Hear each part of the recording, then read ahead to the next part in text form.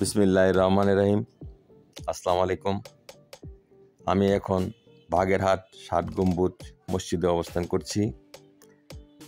বাংলাদেশে ইসলাম প্রচারে যে কজন অলি আউলিয়া সুফি সাধক এদেশে এসেছেন, তার মধ্যে হযরত খান জাহান আলী রাহমাতুল লিল আলামিন অন্যতম। তিনি 7 জন অলি আউলিয়ার মধ্যে একজন। তিনি ছিলেন অটোম্যান সাম্রাজ্যের একজন সেনাপতি। পাশাপাশি তিনি ছিলেন একজন যোদ্ধা, শাসক, ধর্মপ্রচারক ও ন্যায়পরায়ণ বিচারক।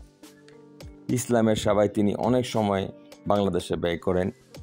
প্রায় 5 শতাধিক বছর আগে তিনি 7 গম্বুজ মসজিদ নির্মাণ করেন। তার সমাধিস্থল বা মাজার থেকে মসজিদের দূরত্ব প্রায় 8 কিলোমিটার। সেখানে তার সমাধির পাশে একটি দিঘি এবং 7 গম্বুজ মসজিদের পাশে আরেকটি দিঘি খনন করেন। আসলে তিনি অনেক দিঘি খনন করেছিলেন, কারণ ওই এলাকার মাটিটা সাধারণত লবণাক্ত। কিন্তু তিনি যে দিঘিগুলি খনন করেছিলেন, সেই দিঘিগুলি সবগুলিই ছিল মিষ্টি পানি।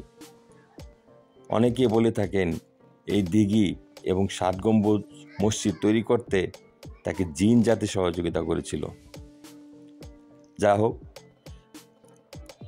আপনারা যারা ঘুরতে ভালোবাসেন তারা অবশ্যই বাগেরহাট খুলনায় আসবেন, তার মাজার জিয়ারত করবেন। আর তার মাজারের পাশে যে দিঘিটি, সেই দিঘির মধ্যে একসময় অসংখ্য কুমির বসবাস করত। বিসমিল্লাহির রহমানির রহিম। বিবর্তনে আসসালামু সেগুলো এখন আর আলাইকুম। নেই। সেখানে এখন বাগেরহাট এখন মাত্র একটি